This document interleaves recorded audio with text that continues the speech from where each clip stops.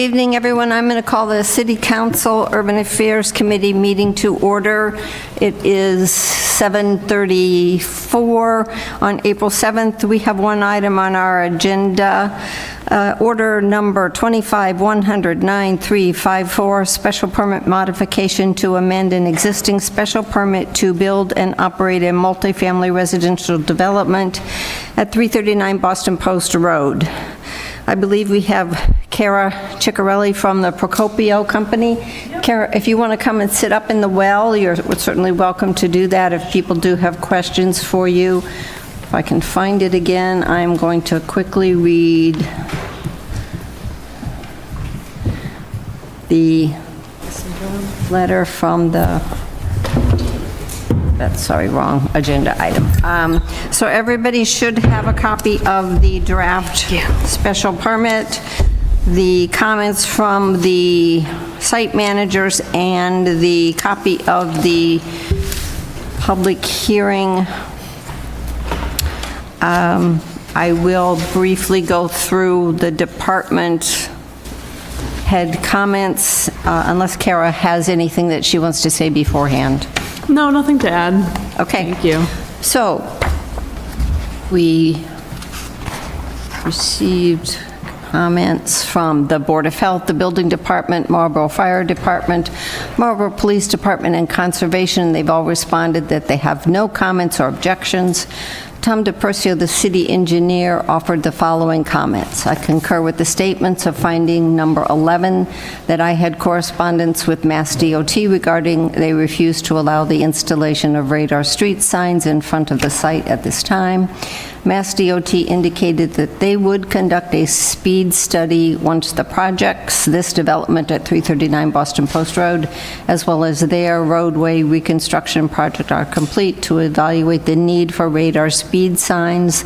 And I'm in agreement with the revised wording of conditions 8C and the proposed sum of $25,000 to be paid for the possible future installation of the speed signs. So I'm just going to get right into going over the decision on the amendment to a special permit. I'm going to go through these relatively quickly because most of them, I don't think we need to cover a lot until we get to the meat of this. This is a decision on an amendment to a special permit. The applicant is Procopio Companies, 35 Village Road, Suite 702, Middleton, Massachusetts, owner of property located at 339 Boston Post Road, East Marlborough, as shown on Marlborough Assessors Map 73, parcels 24, 27, and 28, the site.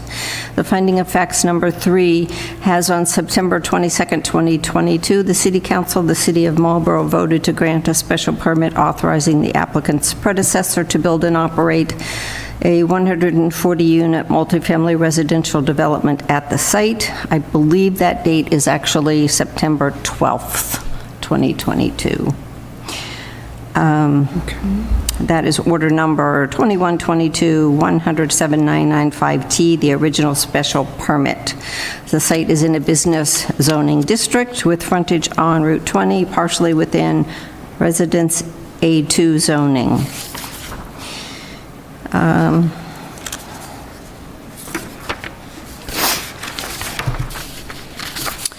The overall site has 25.7 acres. Number 6, on January 23rd, the applicant filed with the city clerk of the City of Marlborough an application to modify condition number 8C, but I believe in number 3, rectangular rapid flashing beacons, it's just the typo in the original special permit. It says at the proposed crosswalks over Route 20 in the vicinity of the site. Number 7, they submitted a certified list. Number 8, they've been certified as complete by the building commissioner. Number 9, pursuant to the rules and regulations of the City Council, a public hearing was held and the city clerk for the City of Marlborough caused notice of the same. Number 10, the Marlborough City Council opened the public hearing on the application on Monday, February 24th. The public hearing was held at Marlborough City Hall, 140 Main Street. The hearing was closed on February 24th. Number 11, the applicant, through its representatives, presented written testimony in the application and oral testimony at the public hearing detailing that the applicant consulted and coordinated with Mass DOT and the city's engineering division of the Department of Public Works in accordance with the requirements of Condition 8C, and that the rapid flashing beacons on the proposed crosswalks over Route 20 in the vicinity of the site have been installed. Further, the applicant presented evidence that Mass DOT was unwilling to allow the installation of the requested radar speed signs at either location on Route 20 at this time, which was verified in a June 28, 2024 email exchange between the city engineer and Mass DOT that was included with the application. Given that Mass DOT installation of speed signs on the southern and northern sides of Route 20. In the event Mass DOT approves the speed signs in the future or for other transportation safety improvements in the vicinity of the site. Number 12, at the public hearing, no members of the public spoke in favor and no members of the public spoke in opposition to the requested amendment. Number 13, the procedural findings of facts specified above supplement those made in the original special permit. And we get to the findings of facts. A, the applicant complied with all the rules and regulations. B, the city council finds that the proposed modifications are appropriate for the site and in harmony with the general purpose and intent of the zoning code. And we get to the amendment. C, the city council, pursuant to its authority under Massachusetts General Laws, Chapter 40A, and the zoning ordinance of the City of Marlborough, hereby grants the applicant an amendment to delete Condition 8C of the original special permit in its entirety and inserting in its place the following. In addition to the planned improvements to Route 20, the applicant shall, in coordination with Mass DOT and the Engineering Division of the Department of Public Works, make the following traffic calming improvements in the vicinity of the site: rectangular rapid flashing beacons, and I'm going to change on to at the proposed crosswalks over Route 20 in the vicinity of the site. In addition, the city wishes to have a radar speed signs on the southern side of Route 20 to the west of Victoria Lane and a radar speed sign on the northern side of Route 20 to the east of Village Drive. Despite the applicant's good faith efforts to obtain Mass DOT's approval, Mass DOT has denied requests by the applicant and the city engineer for approval to install the radar speed signs. Within 30 days of the expiration of the appeal period following approval of this decision, the applicant or its successors and/or assigned shall provide a payment to the city in the amount of $25,000 to be used by the city council or its designee for the future installation of the radar speed signs by the city if Mass DOT approves such installation in the future, or for other transportation safety improvements to the vicinity of the site. I am going to suggest that we add the following sentence. The $25,000 will be deposited into the McGee Farm Mitigation Stabilization Account number 83600- mitigation funds that already came in, and we set up this account. Councilor Doucette. Thank you much, Madam Chair. That's actually, I was going to ask about that particular fund. I know that it already existed. But that was also, how much was that going into that fund originally? Does anyone remember that? I'm sorry, how much? 240,000? Approximately 200,000. Okay, so it's going, I wasn't sure the size of it, so I Yeah. just wanted to know which way it was going to be. Thank you for that. We transferred 240,000. Okay, okay. 200,000 for, I wrote my notes, 240,000. Yeah, I think there's four for separate traffic light, 20,000 for transportation options, and 20,000 for recreational trail. Yeah, the trail going over the sewer line. And then the 35 for the sewer treatment plant. So to finish up then,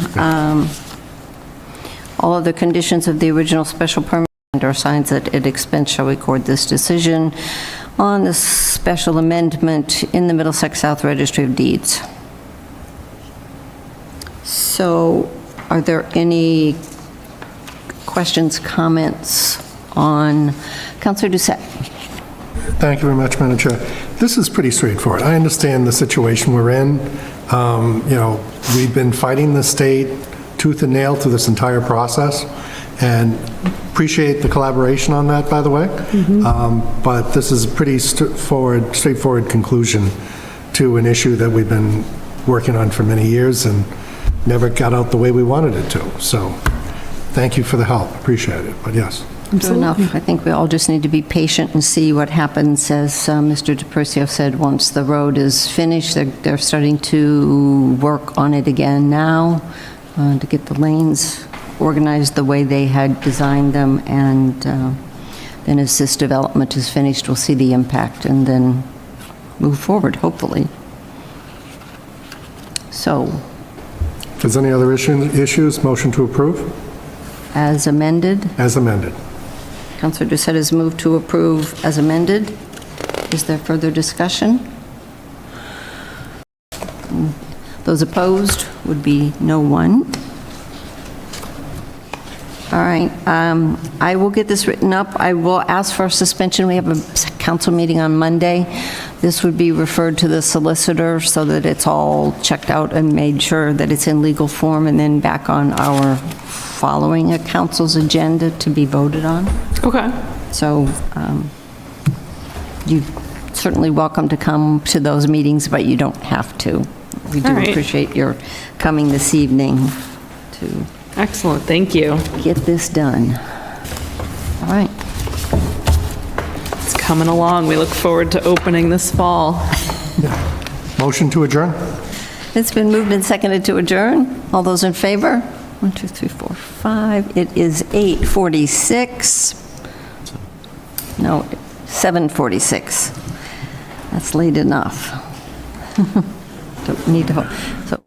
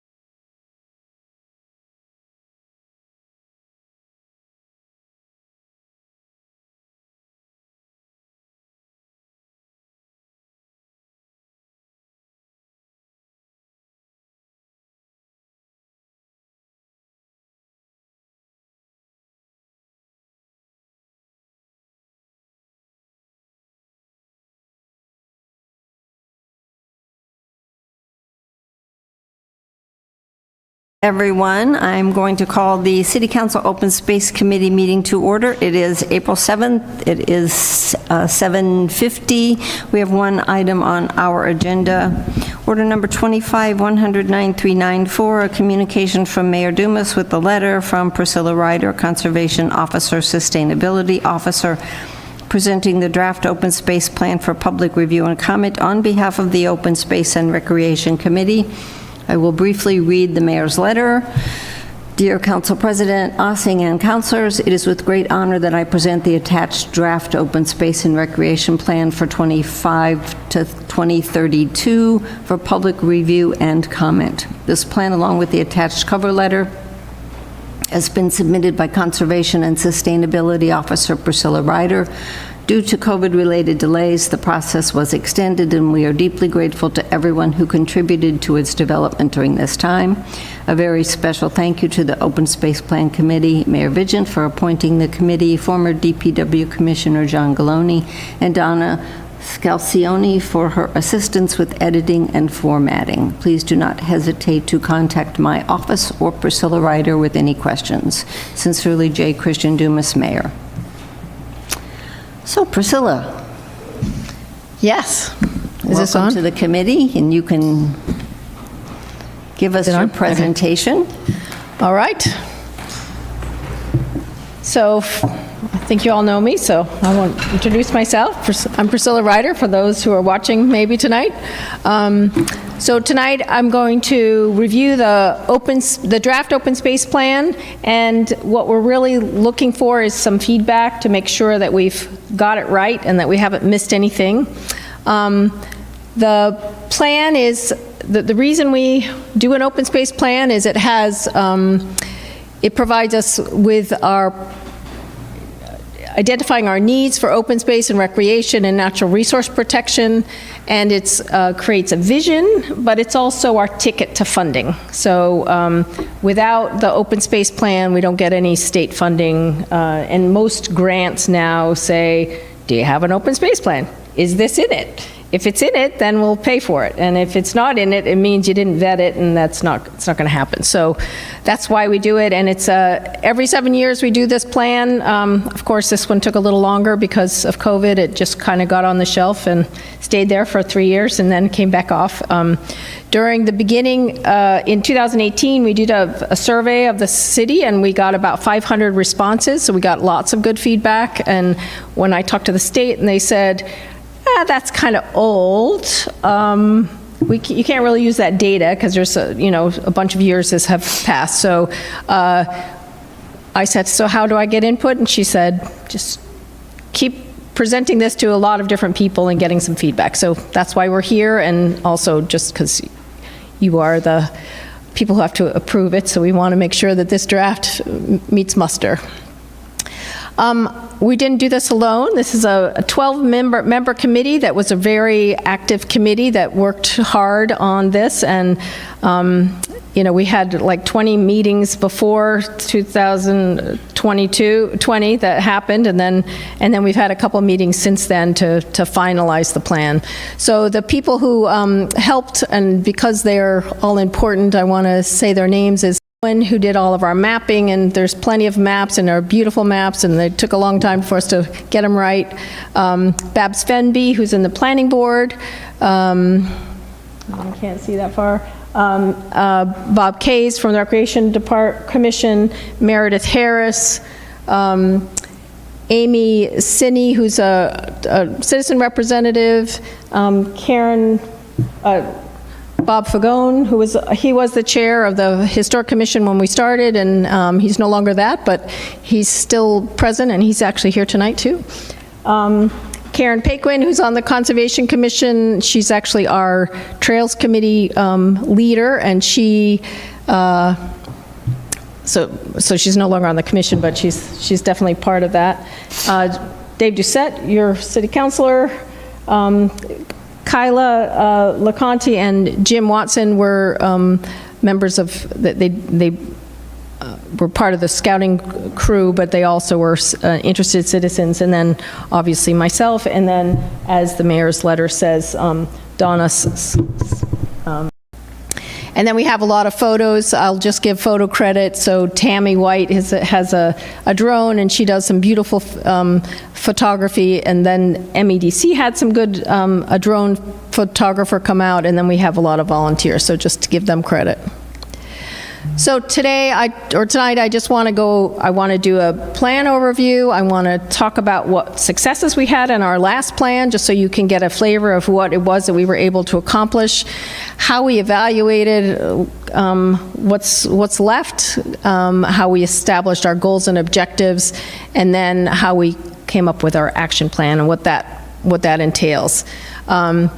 And then I have a short group exercise, and then we'll have some discussion, and I'm really looking for your feedback tonight. And so when you're listening to things, think about what you love about Marlborough and think about what we're missing in this plan, so that we're making sure that we're covering everybody. So this plan, and I think I'm gonna walk over here so I don't Bring the microphone with you. that's a good idea. All right. So this plan is really just to give us some orientation about how we are situated with all of our neighbors, and to remember that it's not only just Marlborough, but what our neighbors have that also enhances our overall, the benefit of open space. On this plan, the dark green is everything that the city owns in one way or the other, or the state owns. It's protected in some way, whether it's conservation, watershed, or whatever. The light green are our neighbors' open spaces. So Callahan State Park down here on the southwest corner of this, southeast, sorry, east-west, is Callahan State Park. And then we have the Sudbury Reservoir, which is another huge area that goes into Southborough. And then in Southborough and Northborough boundary, we have Cedar Hill and Sawinks Farm. And then in Northborough, we have Aqueduct and some other state Suasco Trails Conservation Area. In Berlin, we have the Assabet River that goes through, and they've protected some land there. In Hudson, they have some land that they've protected that's adjacent to some of ours. And then in the northeast corner, we have the Assabet River Wildlife Refuge, which is 2,000 acres. So you know, this whole complex is unique and very important for wildlife habitat. So just to give you a sense of that, it's not just what's in the city. And then the other two things that aren't showing on here is the Assabet River Rail Trail and the Central Mass Rail Line that's going to just clip right through the desert area is coming soon. So what does the plan entail? So the state has some criteria about what we have to include. So all of these chapters are all included. If you only have a short amount of time to read it, executive summary, analysis of needs, goals and objectives, and 7-year action plan is kind of the thing to read. But what informs all of this is the introduction, the community setting, who we are, where we land in the economics point of view, where what we have. And then the environmental inventory is really our inventory of all the streams and ponds and lakes that we have, all the open spaces we have, what are the corridors, so that it's really an in-depth kind of environmental assessment of the community. And then our inventory of lands and conservation interests are really these maps that identify all the parcels we have. That all informed our vision, and then we did our analysis of needs, and we set our goals and objectives in our action plan. So tonight, I'm looking for your feedback. These are all the pieces of the puzzle that we're putting together. The recreation facilities, looking at those, natural resources protection, conservation land and trails, historic, cultural, and community events and facilities. So what did the last plan succeed in? Just so that we know kind of this was our dream, and the great thing is we were able to succeed we pretty much filled it up. We checked off all the boxes for the last plan of the big projects that we wanted. We were able to renovate Memorial Beach, and again, without this plan, we wouldn't have gotten the funding. I think we got $400,000 to do that. Our splash pads, actually, we didn't even have the splash pads in the plan, but we had finished our plan, and we called them and said, it's not really in the plan, but improving our recreational facilities is necessary, and they did provide us with funding, saying, well, it's great that you've completed most of your plan.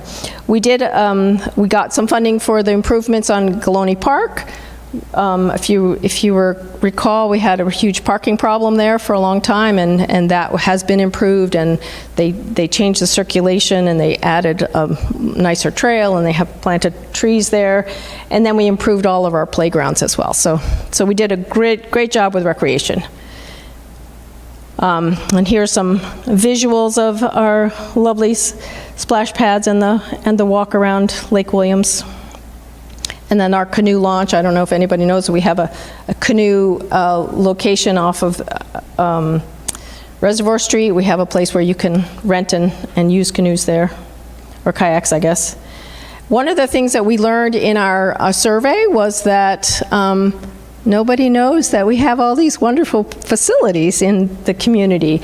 And even in the survey, it said, what are we missing? And they'd say, we're missing a skate park, or we're missing this. And we're like, we have all of those. So obviously, we're not doing a good job getting that out there. So recreation has huge amounts of facilities and opportunities. And the pickleball court was all of a sudden became very popular. So all of a sudden, recreation transformed some of the tennis courts into pickleball courts. And conservation land, most people knew that we had 1 or 2, but we have about 14. So one of the jobs is to figure out how to get more people to know about all these resources that are theirs to use.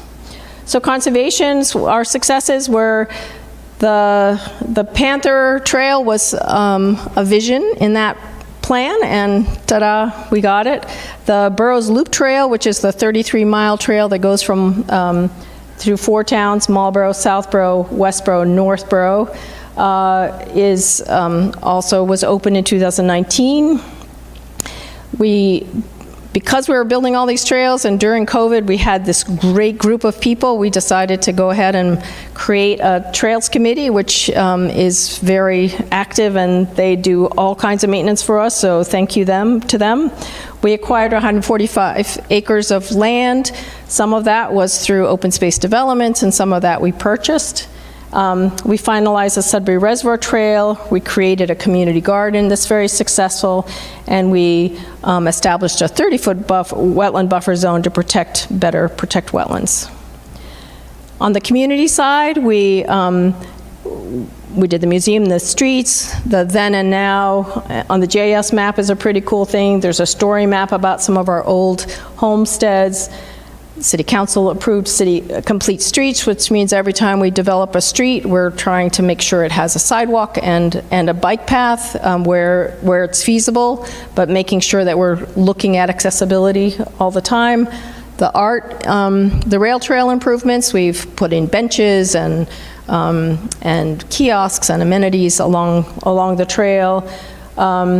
We built the trail around Lake Williams, including the floating boardwalk. So that was part of that was in the vision, not the floating boardwalk wasn't the original vision, but here we are, and we love it. And then, of course, looking at our regional things, the thing that's coming is this Mass Central rail line that's going to connect with the Assabet River Rail Trail in Hudson. And then we did some climate resilience planning, which you guys will be looking at shortly.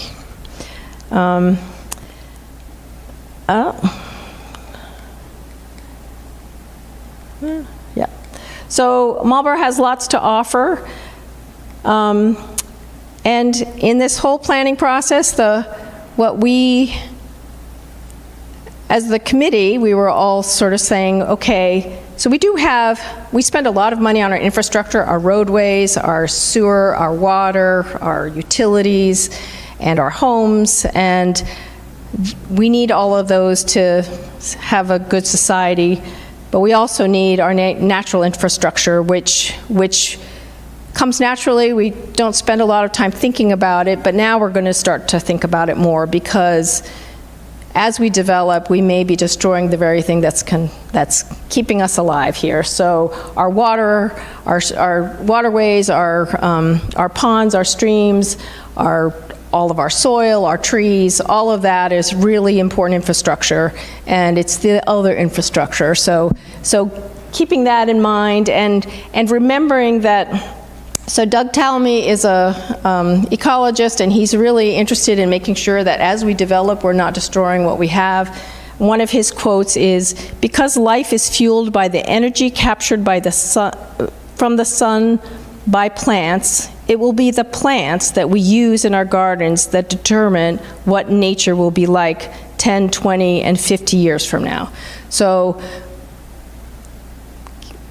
using that as sort of the springboard, the committee was looking at all the things that we need to do, and determined that the challenge is that the city, that over the next 7 years, we need to ensure that the city plans ahead and saves those parcels of land that are important to the character of the community, that we ensure that the natural systems we depend on stay healthy, and that every neighborhood, old and new, has a piece of tree-filled open space or recreation park land nearby, and that there is enough recreation area to play, exercise, and enjoy the natural world. So as our community grows, these are the things we want to make sure continue to survive.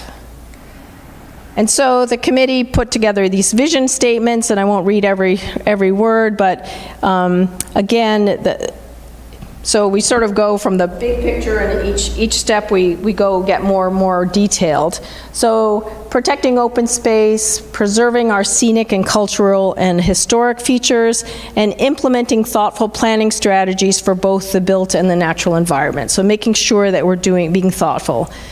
Maintain, protect, and improve the quality of Marlboro's critical natural resources, maintaining and improving and expanding on public and private recreational opportunities for folks of all ages and all abilities, protecting open space not only for humans but for wildlife, and balancing the ecosystem, and then connecting open spaces and recreational resources sort of through not only in the city, but looking at our neighbors as well, and making sure that we're creating both corridors for humans and also for animals. As part of the process, the state requires us to look at a bunch of maps, just so that we're doing the planning that we need to do, and we sort of know what our resources are. It's kind of like the inventory of our community. So we look at our watershed, we look at our scenic landscapes and features. Where are our hills? Where are our views? Where are the views to those hills? Making sure that those are things that make a community lovely. So making sure that we're identifying those, and making sure that we don't destroy them. And then the biomap and the wildlife corridor map is, we combined about 3 different layers of maps. The state has a biomap that says where are ecologically sensitive areas. The Sudbury Valley Trustees, which is a regional land trust, looks at farmland and ecological balance and nature corridors. And then we had a map of our own, so this map is a combination of that. And the green areas on this map are the areas of high ecological value. So those would be the areas that whenever we're developing, if it's near there, we need to look carefully to make sure that those corridors are being protected and that those areas are being protected. And in some cases, it means, maybe we should be buying that property. In some cases, it means we just need to make sure that a certain portion of that property is protected. And this is a bigger version of that, but as an example, and many of you were here when Apex was built, there's a wetland corridor behind Apex, and we had to work hard to make sure that that corridor got protected. And making sure that understanding where these wetlands are. Wetlands may be, protected by the state, but I think being more thoughtful about it when we're developing things. So this map, I think, is very critical in thinking about our future. And then looking at our trail maps and how they're interconnected. I showed you the Burroughs Loop Trail, the Assabet River Trail, the Central Mass Trail, and then the Bay Circuit Trail is a 200-mile trail that goes from the North Shore to the South Shore, and we are the outer loop of that, and so it's pretty cool that it comes through Marlborough. Oh, and on here, we've also put one of the things these are the walking school bus routes to make sure, and when we were talking to the school department, they said, yeah, we're going to be reducing the number of buses that we have, and so more kids are going to be walking to school. So making sure that we have these routes that are clear and identified, and then working with the parents to facilitate that kind of walking to school program.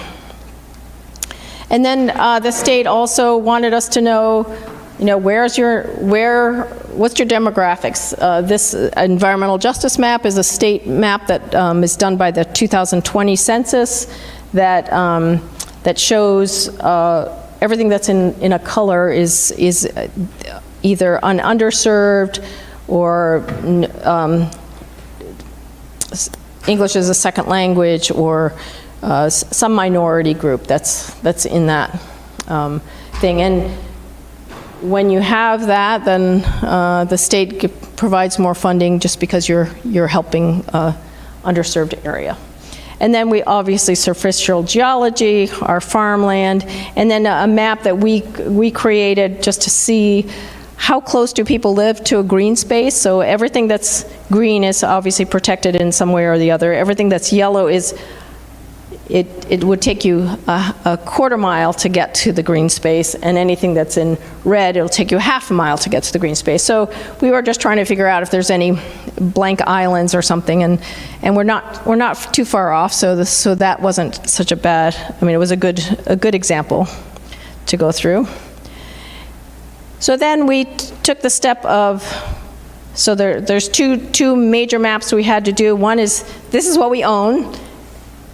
All the colors show whether it's state-owned, conservation land, recreation land, cemetery land, watershed land, whether it has a conservation restriction on it. So the pink ones are not city-owned, but we have a pretty strong restriction on them.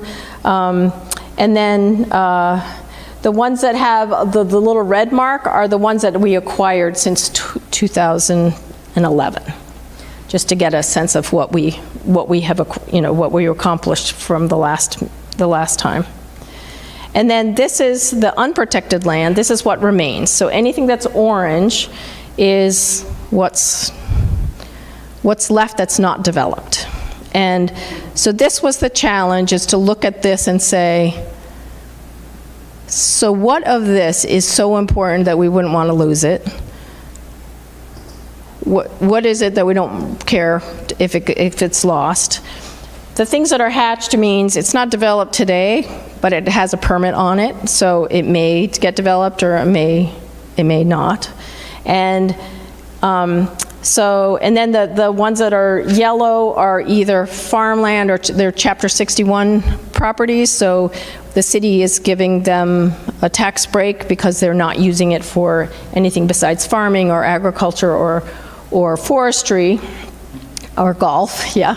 And so they're not 100%. We get a right of first refusal, the city has a right of first refusal, but it doesn't mean that they couldn't just pull it out of Chapter 61 and then convert it to something else. So again, this is just a picture of what's left, and the challenge for the committee and for all of you is to look at these maps and say, what don't we want to lose?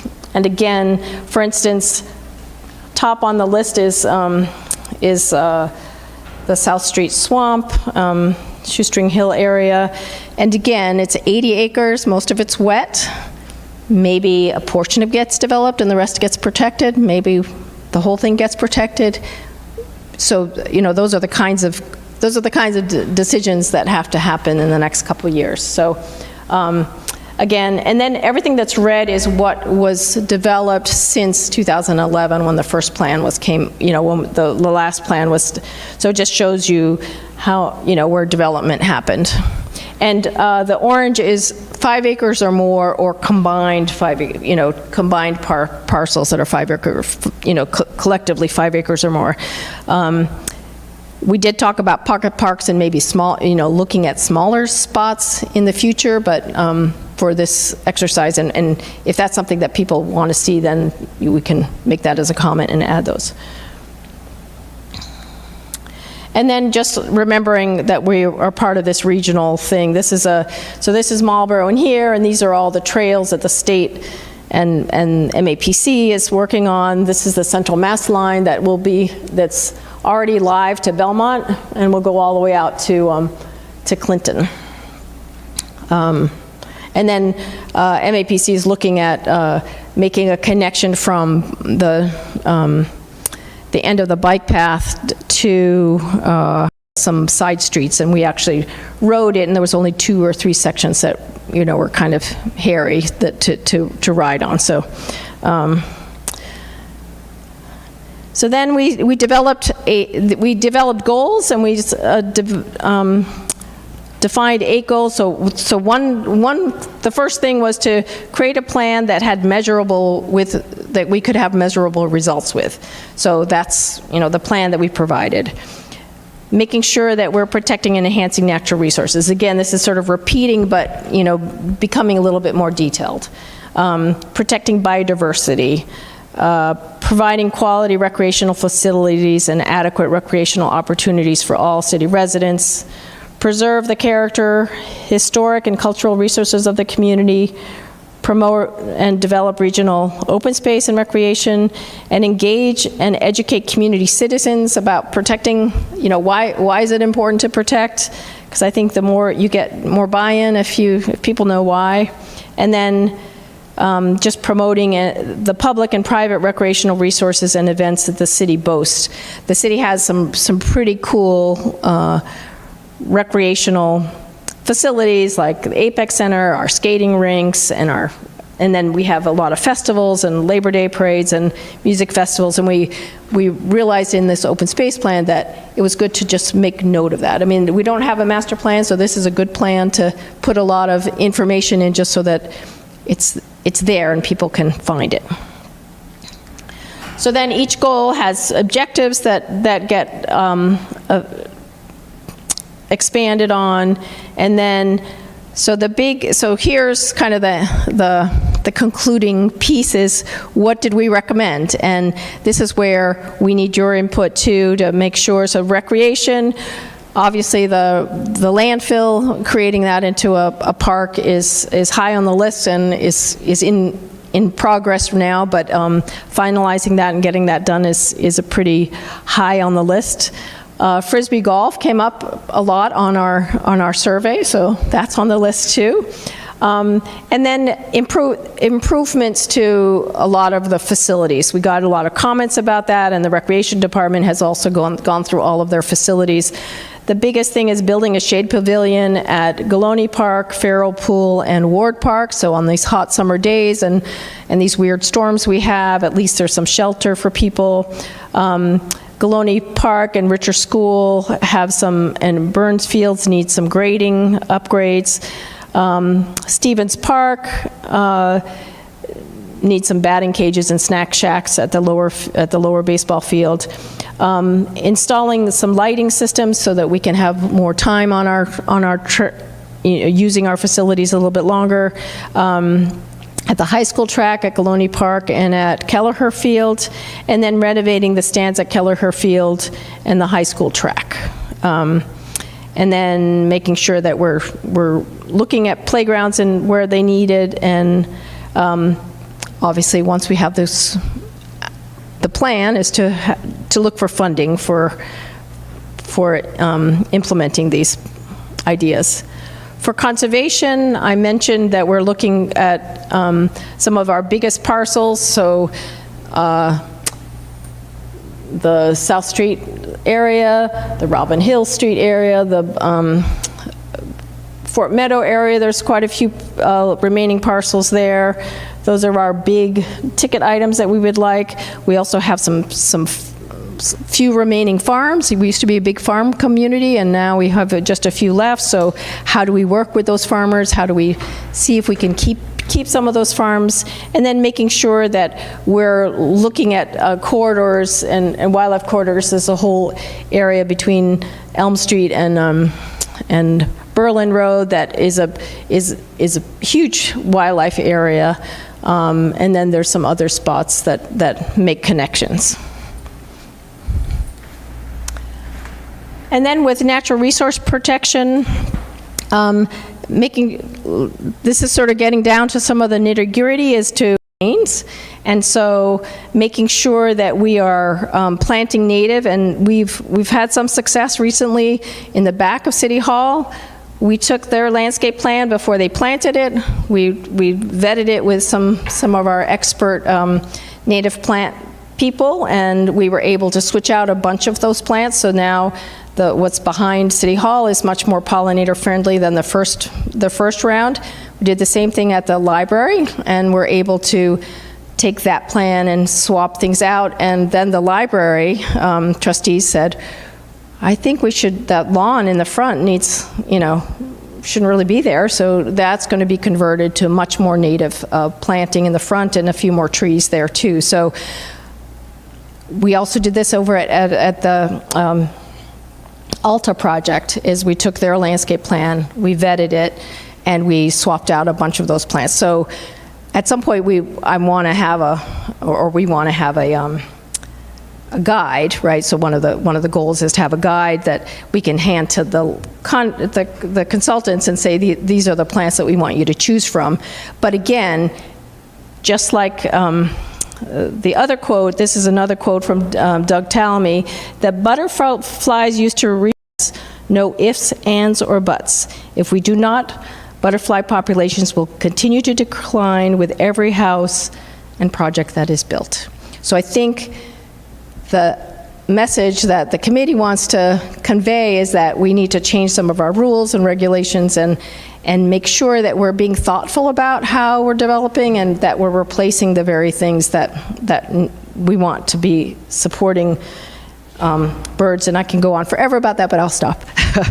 And then just working on invasive plants. So there are some areas on the city that, at Galoni Park, we've done a lot of work on removing bittersweet that's killing a lot of the trees. And then looking at planting more trees and shade trees, making sure that we are investing in tree replacement when trees die on our city streets to improve our shade capacity and our carbon sequestering capacity. Wetlands and waterways protection, making sure that we're keeping up with sort of the new science and making sure that we're doing the right thing in protecting what we have. And just recently we did a huge restoration project over at the desert where it's a pitch pine scrub oak forest, which is fire dependent, and we got some funding from the state to restore that, and we just set 40 acres on fire. But it's all the state, it's all there's a lot of endangered species that need that habitat in order to survive. And then just a small little blurb, we have the spotted lanternfly has been found in Marlborough. It's a very aggressive fly or bug, and it sucks apple trees bare and all kinds of our fruit trees and blueberries and grapes it likes, so we're all kind of nervous about it. So I'm going to be sending a bunch of information before the Historic Commission. They said, oh, can we add some stuff to that list? And I said, absolutely. So we may have some additional things to add, but we do have a dog park. We're looking for dog parks friends groups in order to open it, because every successful dog park has had a friends group that has managed it. Recreation did a pretty good research of all the dog parks in the state, and so if people are interested, they should contact the mayor's office.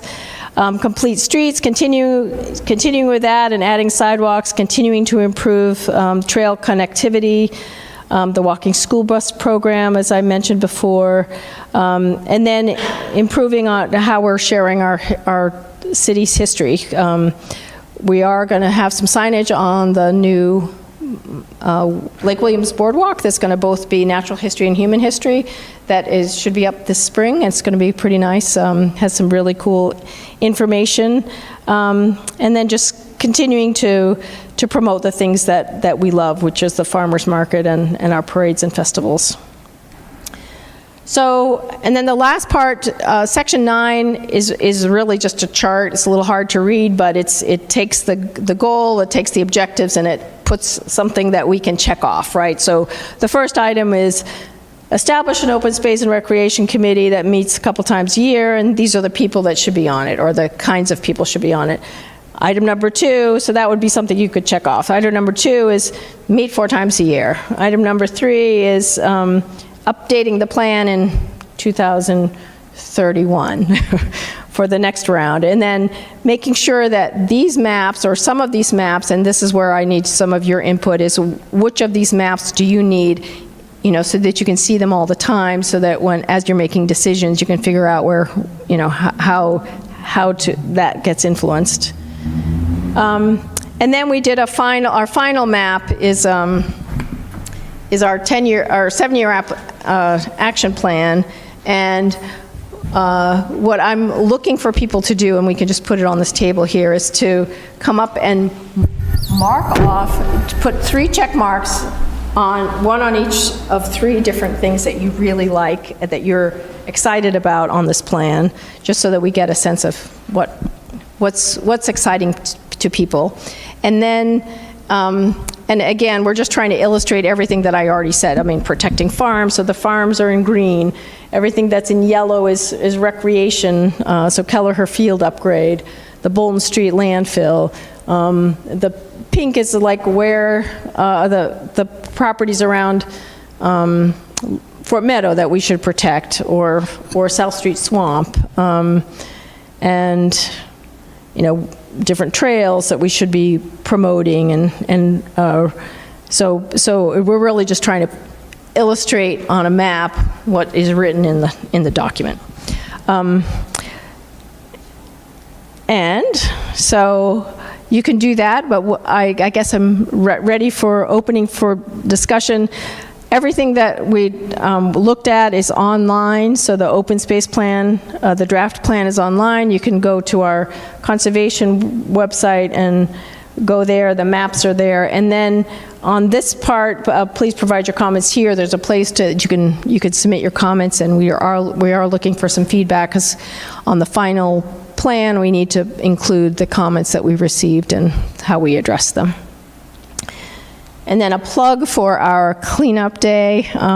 It's April 26th, which is a Saturday, and every year we pick up maybe 4 to 6 tons of trash. So lots of groups come and help, and this is my shameless plug. So questions, comments? All right, thank you, Ms. Ryder, for your presentation. I should have started the meeting, I guess, introducing Urban Affairs members. I know there's a lot of city councilors here, but the Urban Affairs, I am the chair. Councilor Navin, I'm sorry, Open Space Committee. There are 3 members of Open Space from the City Council. So I am the chair, Councilor Navin is the vice chair, and Councilor Preciado is our 3rd member. I'm going to open it up to questions from them first, and then I will open it up to any other councilor who has questions. Going from there. So Councilor Preciado is turning pages. You have questions? Do you want to go first, Councilor Navin? Thank you, Madam Chair. Thank you, Priscilla. This is awesome. Thank you for not screaming at me over the past however long amount of time when I would routinely call and ask where this is coming from, or when this is coming. It's great. It's super exciting to see this. I think we all noticed the work that it took to go into it, and I think we all thank the committee for the work that they've done. We talk a lot about development here, right? We spend a lot of time discussing the need for development and the things we need to put in our pipeline, which can seem counterintuitive to the process that we're talking about tonight, because we do need to find ways to pay for and to continue to reinvigorate our city. What I think some people don't always see is that like this all fits together like a puzzle, and that if you just overdevelop, we're just going to become one big business park. And the city has done tremendous work to kind of grow the part that people want to be for their part, right? The whole live, work, play, everything else that we want to do here. So thank you very much for the work that you guys have been doing here. I think it is true. I like to think that I do know a lot about the different parts of the city. I clearly don't, because half the things that you talk about here or that you hear from people, I am constantly stunned by the amount of trails that we have in our community. I think that is probably one of the number one things to do, is to get the word out. One of the questions that I had is, and I noted it in one of the early pages in there, you noted the Aqueduct Trail connection over through the, shameless plug, through the MWRA Aqueduct program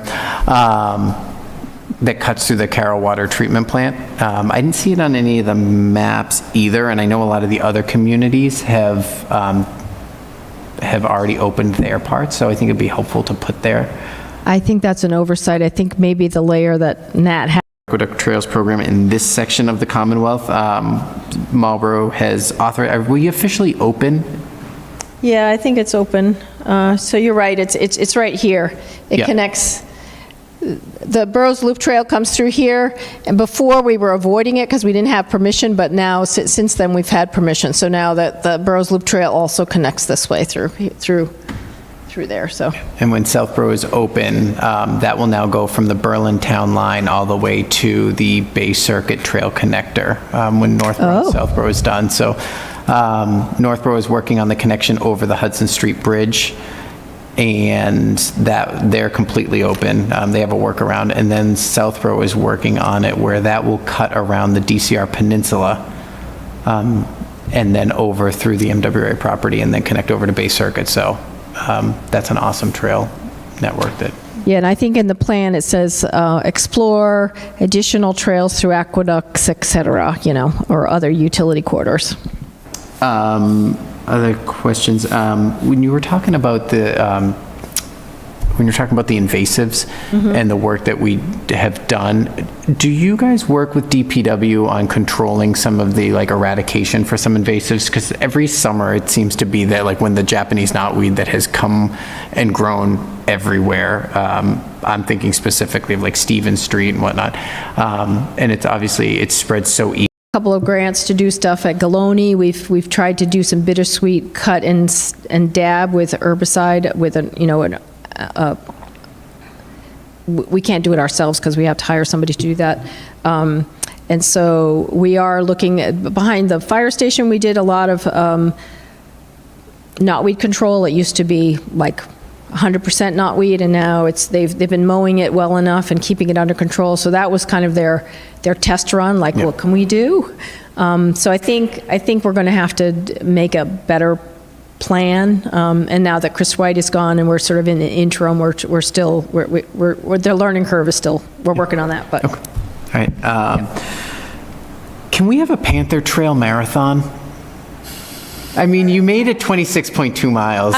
We definitely have to do that. I think we were just waiting. There was two sections that we were still putting bridges in, and we've just put them in. So we're really close to making that happen. That'd be awesome. Yes, I think we should do as much education and promotion of that cool thing. And the cool part is that this is almost half a marathon, and the whole thing is, the whole thing. So the Assabet River Rail Trail kind of cuts it in half, and you get right back to City Hall right here, and that's where these two pieces connect. So it's such a cool thing. An awesome thing. We bring a lot of people here. A lot of people want to go out and eat in all our restaurants right after that, Yep. I think.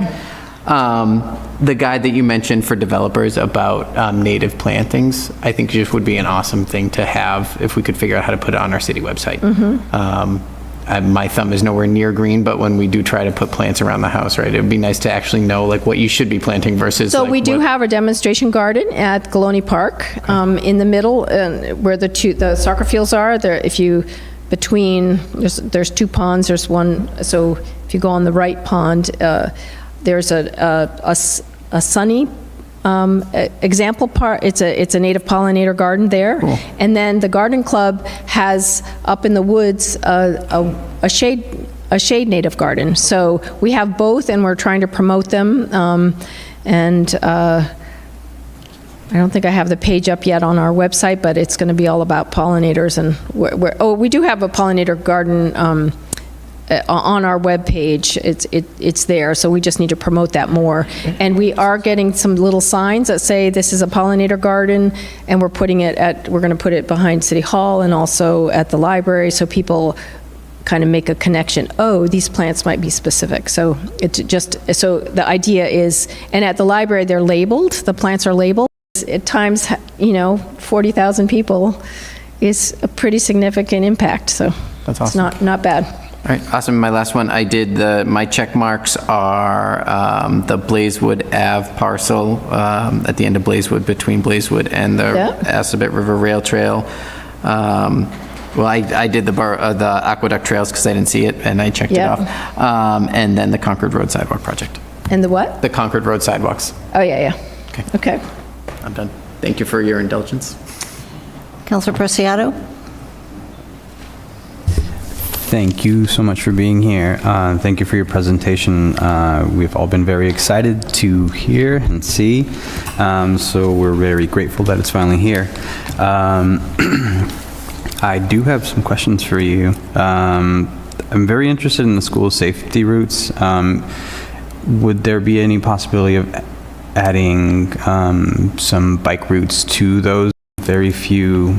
I know there's those rental bikes you can get as well. The city might, not anymore? Never mind. But it would be interesting to see. Bringing back bike rentals might be a good idea. It might be. I think quite a few people did use them. I didn't really see them very full when they were there, but besides the point, the pocket parks I'm very interested in as well. I know Main Street has quite a few little sections in it that are just kind of throughways, but it would be nice to see something more communal in those areas. I know I believe I mentioned it to you or previous conversations, but I think Main Street would really thrive with a bit more communal spaces that are, out in the open. We have a lot of concrete around here and a lot of parking spots currently.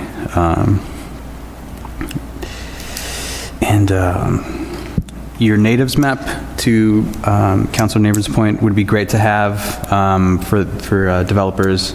Maybe something to put online as well on the city, just so residents have a list, that they can also look at. And the proximity to green space map, I think, was really eye-opening in terms of, knowing how far people have to walk, how accessible green spaces are to them, and what kind of green spaces are available to them as well. So I think that was very important, and that really helps to see where we really need to preserve our areas and maybe further develop areas for more communal activities, more recreational activities. So that would be great. Your native gardens and pollinator gardens and all that stuff is great. Any ideas on how to expand engagement with like the garden club or even just the trails committee? So the garden club is very, very interested and very active with us. So and they're kind of taking this on too. So it's all good. Other engagement, I'm all ears. I mean, I think the garden club is obviously a natural thing, but how do you go beyond that and get the homeowner to think twice about what they're doing? I do have two Boy Scouts, one who has planted a native meadow at Felton Conservation Land, we mow most of it, but there was a section we weren't mowing, and so he planted a whole bunch of plants there, and so now we have another Boy Scout who also wants to do that, and he's going to do one in front of the community garden that's going to be a native plant thing, so that's an area. But again, the Boy Scout was cute. He said, my dad is not convinced that I should change the lawn, to all of that, but, he was willing to give a little up. So, it's all education, and we're, I think we just have to do a better job of communicating that what you put in your yard besides grass is important. Exactly. And to that point, our whole yard has been ripped out of any invasives, and we've only planted natives and pollinators, and we've created a milkweed patch and expanded it over the past 6 years. We have designated our yard as a monarch way station as well, so we're very excited to continue this throughout the city. So it's very exciting. I have one question about the rec facility that you are planning on, and on About top the of the new rec facility that you were, that was on the map, I believe? So this is the landfill? Yeah, the landfill rec facility. What is the feasibility of that, and any potential healthcare effects that we should be worried about? It's pretty, we got money for it, and then we realized we had to cap the landfill, so we had to pull that out. And then, so now we do have a plan that the landfill has been capped, and I think we're waiting for DP to approve that. And then I think the overall plan is to have 2 fields there and a parking lot, and then a walking path that'll connect to the bike path. Awesome. So I think that's in the works, and I don't know what the deadline date is. Does anybody know? I don't know. I think it's maybe this year or next. It's not far off. Gotcha. Thank you. And I checked off community gardens, South Street Swamp, and complete streets, including create bikeways and bike lanes and roadways. What was the last one? Complete streets, create bike lanes and roadways and sidewalk connections. All right. And thanks again for being here. All right, I'm going to just throw out a couple things quickly before then I open it up. I also had a question on my sheet about the old landfill, so I know I've been watching it as I walk the walkway. They're getting there, but it's taken forever. So I'm curious. I don't think the council was ever given anything to turn it into a field once it was capped, so hopefully that is coming back to us for something. Yeah, we can talk to Tom. Yeah, I think the original plan is probably not going to happen with the fancy No, not with that. playground and field and all of that. I think it was just going to be fields. Something small and simple Yep. would be welcome, I'm sure. I was curious if you know anything about Hager Pond. I know you noted it in your, the dam specifically, working with neighbors. Is that still ongoing?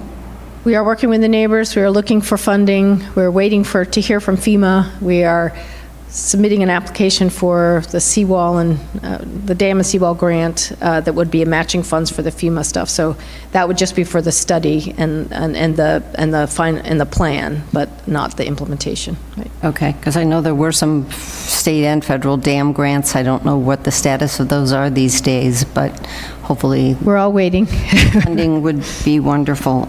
You note in somewhere in this detailed report that parcels of land found to be municipal parcels with no city department head officially designated to manage the property need assessment and a vote of the city council. So there weren't that many that I could see on the map, but are There aren't that many, and the inventory, the spreadsheet got all mixed up, so it's not up yet, but no, I think it is. So I think it's section 4 and 5. So that chart is there. They're listed. We on the last plan we were able to clear up many of those, and now there's just a few stragglers that we still need to work on. So that is something the council can look forward to getting from? Yes. Yep. And then I also note 2 potential sources of income. You said that there used to be a vote to set aside a percentage of the building fees into the open space account.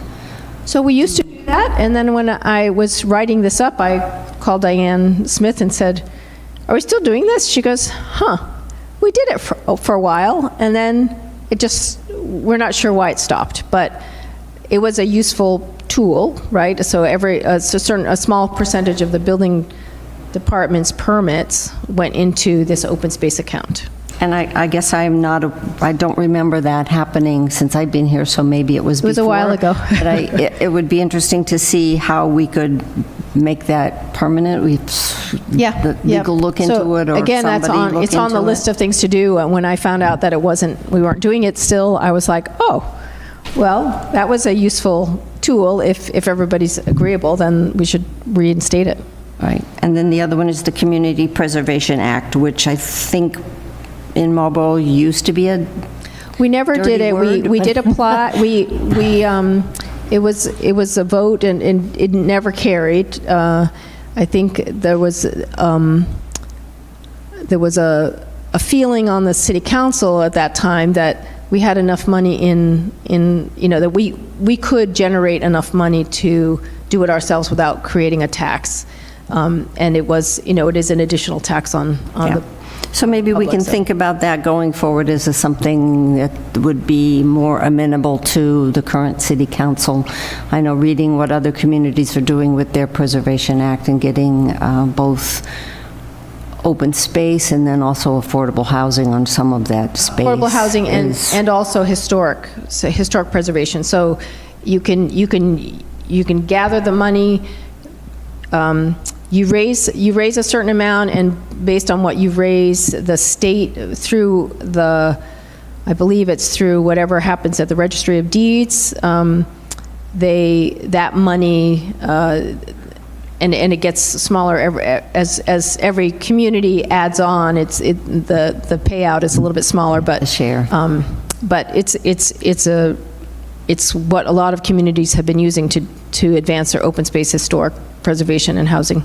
So we can think about it. All right, my eyes have been focused here, so I'm going to shift to this side of the room to see if anybody over here has a hand that they want to raise. Councilor Fricillo? Thank you, Madam Chair, and thank you, Conservation Officer Ryder. Appreciate the presentation tonight. I do have a couple questions. Try to keep them brief. I'll probably be following up with a few emails and calls too after this. So, And you can always make comment online Absolutely. on the comment whatever to call it. I'll be sure to share it on Facebook too. Hopefully we get some people out there who Yeah. are trying to, have their voice heard in this. The first question, really just a recommendation. I know with the recreation fields, good to see that Stevens Field is going to be done over. Played many games up there, and it's, about time that we get on top of that one. Another one that I'll advocate for is the middle school softball field at Whitcomb. I know I talked to Director Thibodeau and talked to Commissioner Scott about this one, and we've made some minor improvements, but something that I definitely like to see done, considering that we did do over the football field in the back there, and we did the baseball field. The softball field out front most certainly has kind of been lost in the shuffle over the last few years. So there's that. The other question I had was about the Boston Scientific parcel, not the one we're talking about at Blazewood, but it looks like it's Sheep Falls Brook Trail. Is that what you're referring to here? What is the status of that now? Does Boston Scientific allow for us to have that trail there, or what is? Yeah, we have an easement. We negotiated an easement last time they did. It's a large development there, and we negotiated an easement to pass and repass across that trail. For a long time, they were actually maintaining the trail. We were like, what? and now we're maintaining it. It's fine. It's a great little trail, and it goes around along the stream there. They had, I don't know, 10, 15 years ago, some plans for a couple more buildings there. So the idea here is to, obviously, we could protect the whole thing, but or just make sure that that stream corridor and that trail corridor is protected. Gotcha. Okay. Thank you. Good to know. And I guess coordinating those. The those mayor's folks. office is coordinating that. Yeah. Sounds good. I know I've sent a couple names up. I've had a lot of people in the community asking about it, but Well, just tell them to raise their hand, and then we can open it. absolutely. All right. Sounds good. That's all I have for now. But thanks again, and thank you, Madam Chair.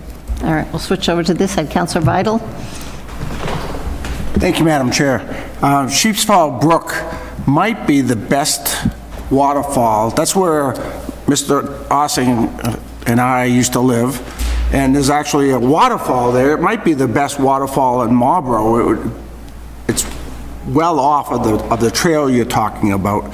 But if you follow that brook all the way down, it's a beautiful hidden gem would be wonderful if we ever did have some trail that went out directly along the thing. Anyway, when I was a kid and running around Marlboro like a nut, I used to always stop and say, look at the Prudential Center. Look at how beautiful the Prudential Center, whether it was Mount Ward or Mount Pleasant or back on Fry's Hill, where now is Boston Scientific. We used to call that Fry's Hill.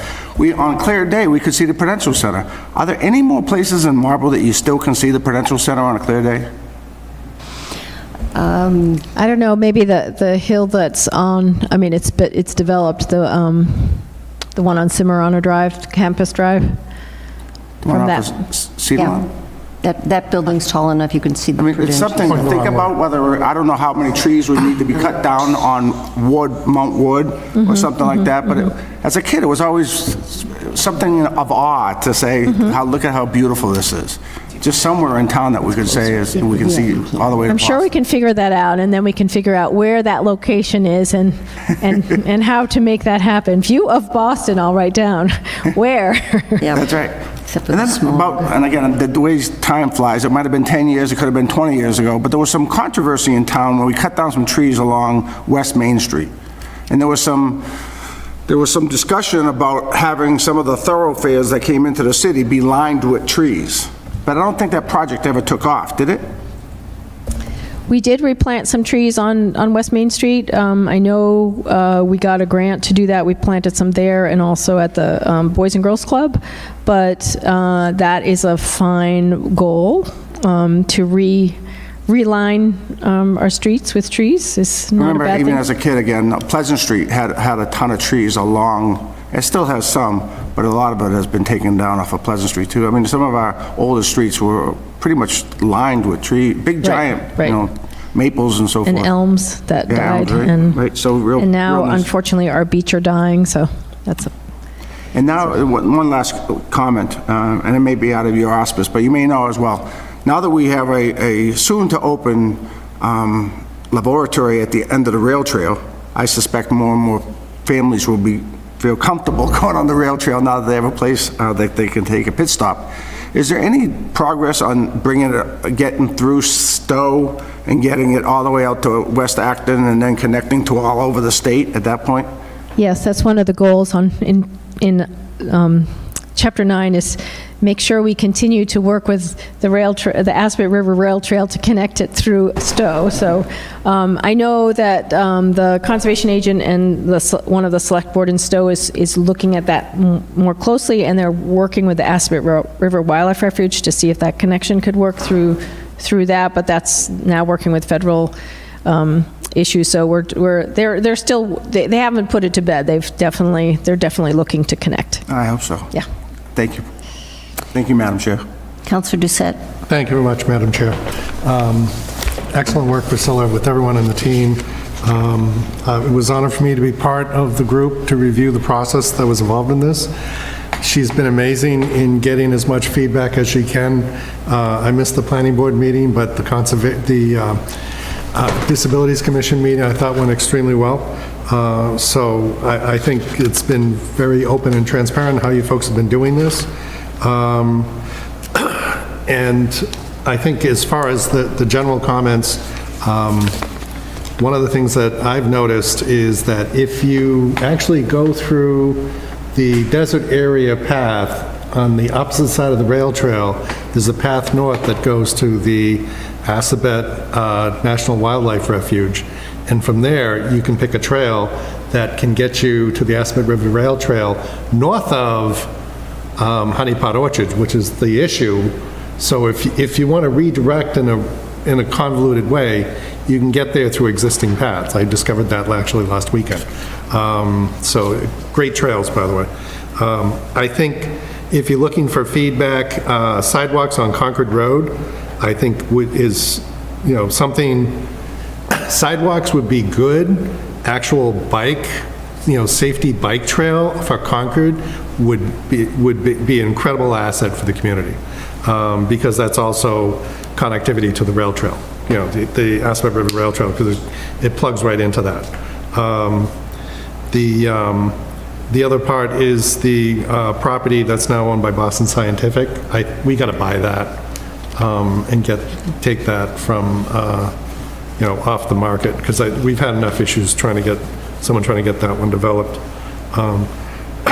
And overall, it's just, it took a while for it to come together.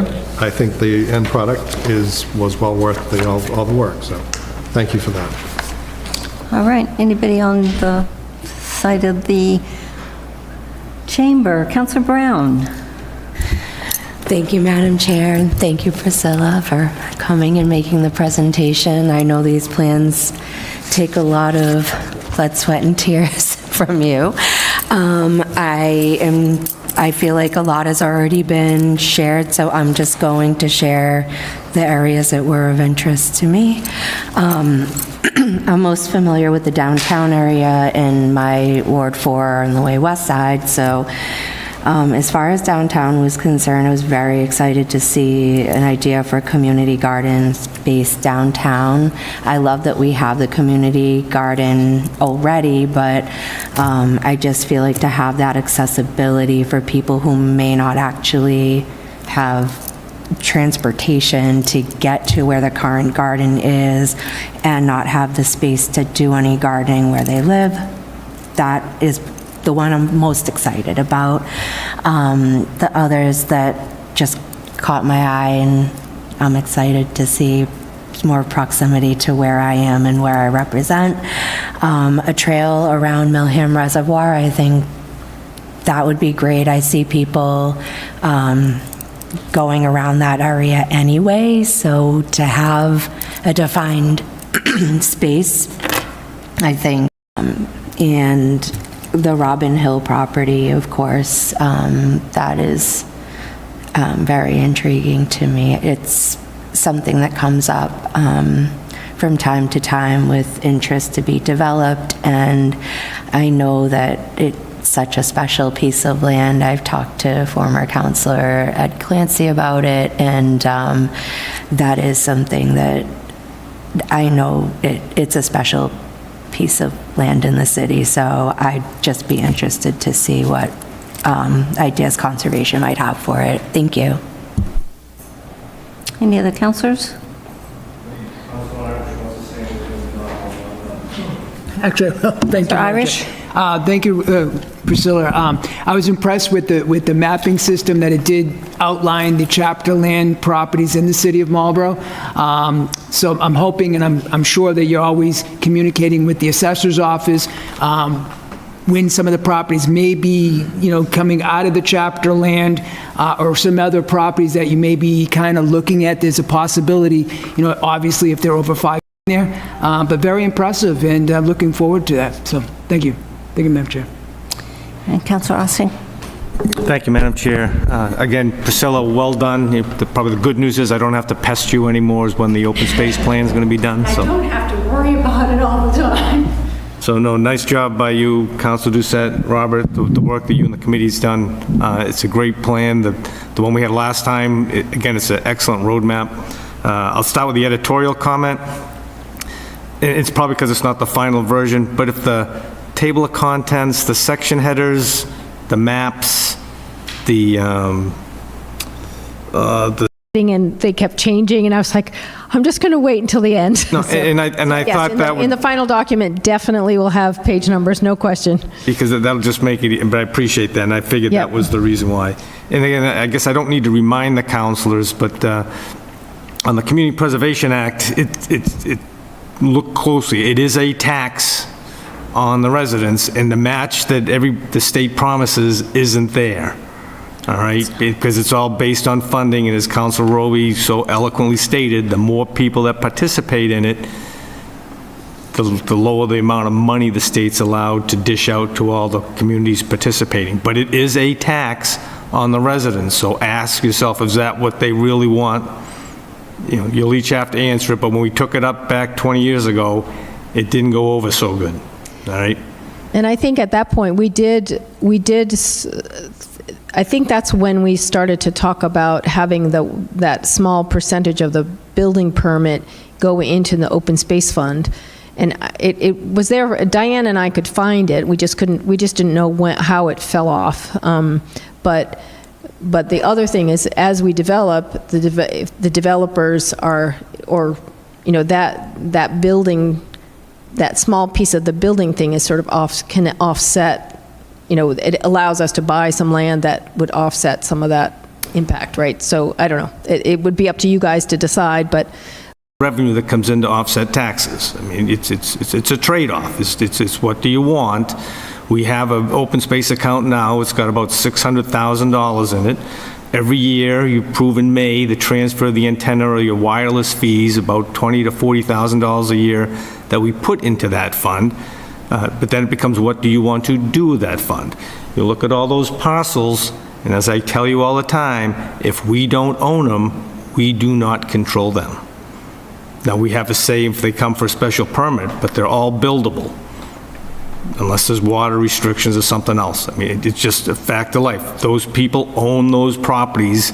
Just because they're open space now doesn't mean they stay open space, all right? If you want open space, you have to buy it.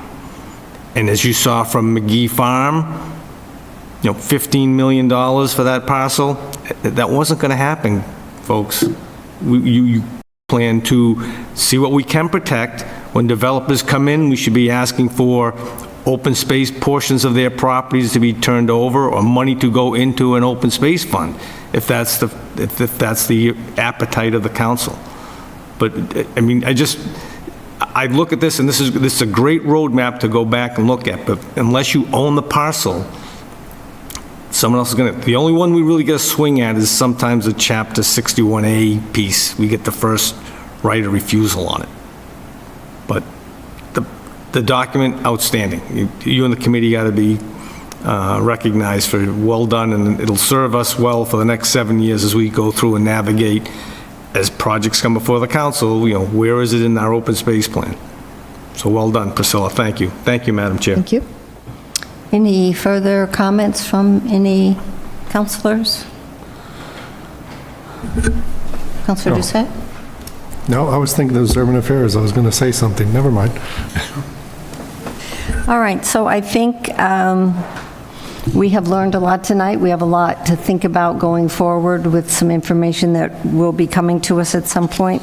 I don't think there's action other than to accept and place this on file, which I'll report it out at the next meeting.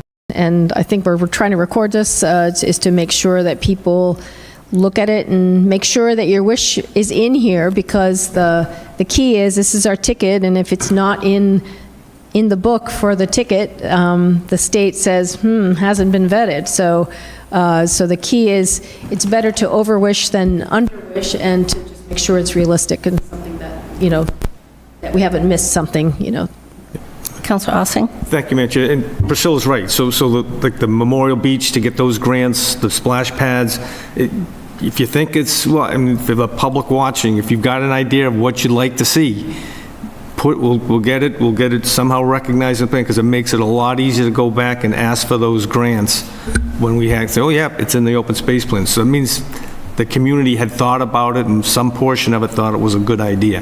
And then the final piece was this should be filed, but Priscilla will send back the final document to the city council for approval. I have a couple more presentations that I'm making, and I'm still trying to set up 2 more, so we may go into a little bit of May, but my hope is that by the end of May, we get back to you with a final plan that has everything corrected. Councilor Doucette? Thank you, Madam Chair. Talking about plans and ideas that someone had, how could we forget Councilor Lander's idea of putting the path around Lake Williams? Yep. It would not have been there if it wasn't for his idea. And that was a, knock out of the park as far as getting the boardwalk on Lake Williams. So, put the idea, have the conversation start. That's always a great place to go. So, thank you. And Councilor Ossing, did you have 3 items that you liked? So the Hood Farm, the trail system, I'd like to see it expanded for bike access, but that's just me, but if we can make it for bike A access. lot of people have been asking that, so I think that's a good, yeah. Okay, no, I think that is. Mountain bike or road bike? Well, Councilor Doucette and I will duke out the road versus mountain bike, but for both, so that both can survive on there is great. Yeah. Then, I don't, all the stuff around the water, I just think that's, the trails around the water are key, because that's, I mean, they're protected now, but to get the access so people can use those, because I realize we're challenged by what's available to be built, and I go back to, if we don't buy it, it will be developed. It's not meant as a threat, it's just people own the Reality, property. right. They bought the property, they own it, they can develop it. Absolutely, Now, they can right. come before us for a special permit, we have a, something will eventually be developed there. It's just how it works, I mean. Right, and we're at this critical point where this is what's left, so we need to be thoughtful about it, and the city needs to decide what's important, and then figure out how to spend it. But the good thing is this ticket Yep. provides us with some pretty good money from the state, so we wouldn't have bought, the previous plan, like the Grove, we bought that from the state, with state funding on that. That was one of the first ones we did in 93, 94.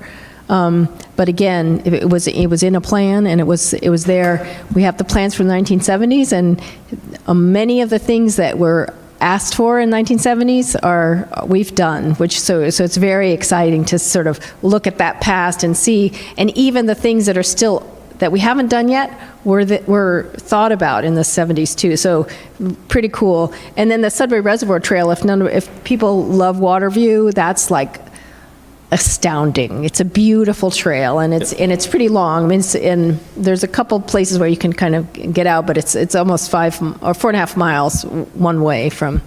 But anyway, working with the state and other entities to make sure that some of these things happen is critical. So. All right, and I can offer do you want 2 or 3? Blazewood, the land at the reservoir, I think it was at the end of Red Spring Road, you had marked as a little colored area, and then I guess I was not, I've never walked any of the aqueduct land, and I know the part in Sudbury is very curious when I drive through and say, someday I'm going to go walk this, so if I can get there from Marlboro. Sunny day, that's the good place, because you get the sunshine and it's warm. Yeah, so add those too. And with that, I think unless anybody else has, everybody got their chance to offer their comments and their points. Councilor Vidal. One last comment, as I was thinking, last week, we were just earlier talking about the owl that came and visited us. It'd be wonderful if we have 4 high schools in town, it'd be wonderful if one of them had hosted some form of petting zoo / nature habitat, so that families could come down and learn about, some of our wildlife, animal-wise, not plant-wise, but animals. And the school could benefit from a huge, have a class about it and so forth. It would just be a wonderful opportunity. We have 4 great high schools here in town. I bet you one of them could host it. Okay, make a comment and put it in. It's an idea. It's an idea to Certainly advance. will. Thank you, Madam Chair. Thank you, Madam Chair. Back to, I was going to make a note about this earlier, but if we want to get word out as far as what sort of recreational opportunities that are available in Marlboro, just in general, the schools are a huge way to get the word out on that. So all grades, all schools, just come out with the handout and pass, electronically pass it out there, and throw in some QR codes for more information. And I think that, because a lot of people, as was said before, they don't know what we have. I'm still learning what's going on, and I think that's a huge opportunity. So, thank you. All right, I think we've... Madam Chair, one more question, sorry. Has this, or do you have any plans on actually sending this out to the school committee and having them disseminate the information maybe to the rest of the schools? Yes, to, I'm like- actually planning to speak at one of the schools. That's one of the ones I'm trying to set up, schools with some, one of the student groups, just trying to just get it out there to get their input. I don't know if they would be willing to email the draft plan and so they would be more available to add comments to it, to, the students and parents. Yeah, good point. I could put it in the backpack mail or something. I don't know. Or I think they all have emails that they could easily email the link to the city's webpage out Yep. to parents. Yep. I mean, I think they have electronic backpack mail now, so. Right, children, people with children? I don't have children, but. Counselor Nabin. Move to adjourn. It's been moved and seconded to adjourn. Is there discussion? All those in favor? 1, 2, 3, no opposed. So we are adjourned at 9:13.